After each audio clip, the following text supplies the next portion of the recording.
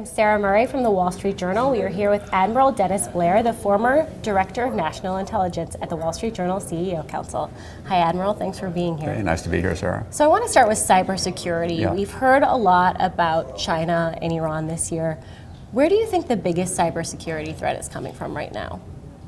It's really at two levels. The cyber criminals are ubiquitous, and they're trying to steal people's ATM numbers and their credit cards and so on, and that's always with us. And in that case, the companies are the primary target. They're working hard on it, and private citizens need to make sure they follow best practices. Then there's the nation-state threat, the really sophisticated countries that have the resources to really go after the toughest systems. And in that category, China is in the lead. Russia is there, and there are lots of other countries that have that capability.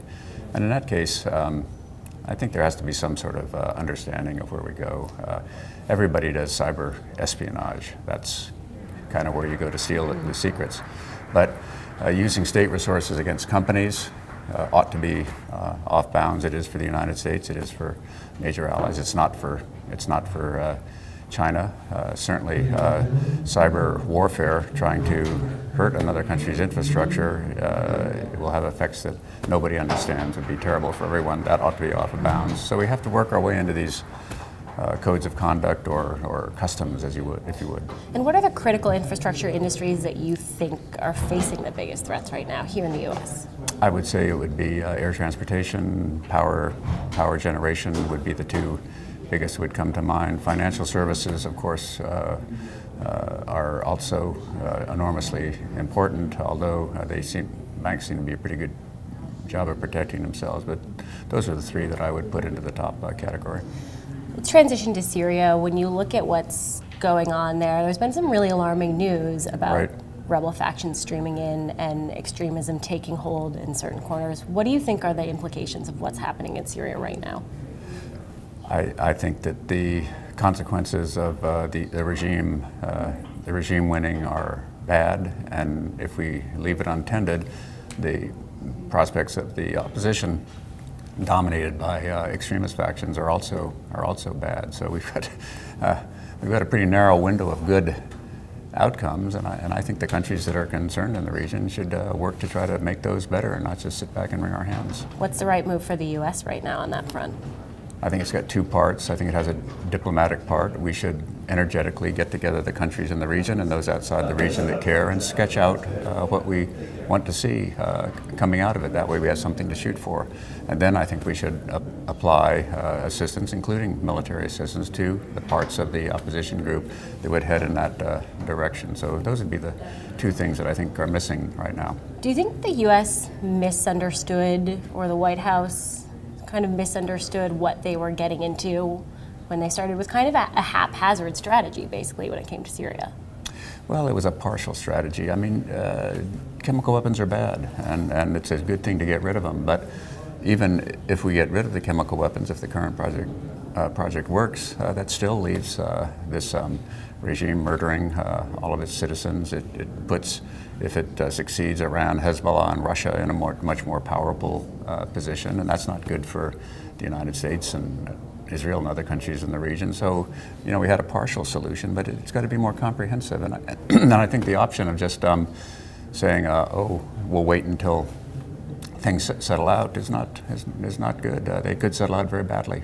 Are you concerned that Al-Qaeda is essentially making a comeback there?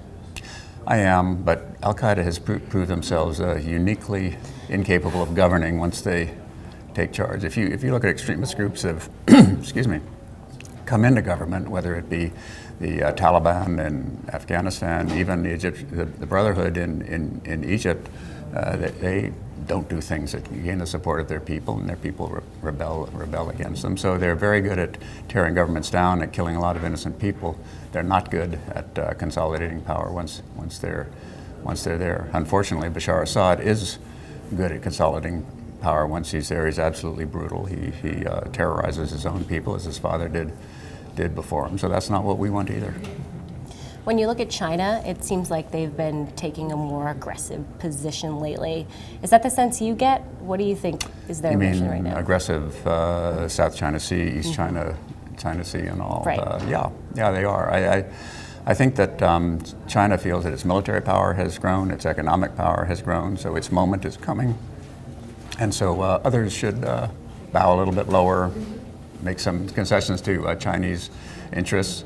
I think the rest of the world, following the American example of the last, since World War II, has been a more rule-based society. This is how things are solved peacefully. It's not just based on a power relationship. The United States has been the most powerful region in the world for 50 years, but we haven't added to our territory. We haven't forced people to cede to us in international disputes. We try to follow the rules. I think China needs to adopt that policy, and then their neighbors will not feel so threatened. One of the big revelations of the year, of course, is that everyone is spying on everyone all the time. Right. I think one of the most shocking revelations out of all of that, though, is when we learned that the U.S. is tapping phones of roughly 24 world leaders. And it wasn't so much that that was a surprise as the White House saying that the president didn't know about it.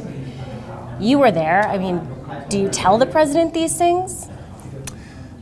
I think that the White House staff is very knowledgeable of how we gain intelligence. Whether they pass that on to the president or not, you'll have to ask them. But I think that, listen, the way I look at these relationships with allies, they should be based on what you do with each other.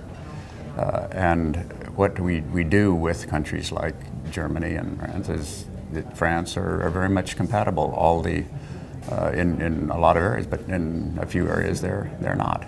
Our intelligence relationships are very similar. 90%, 95% of what we do with the Frances and the Germanys and the countries that we work with closely in the region are intelligence cooperation across the full range of things.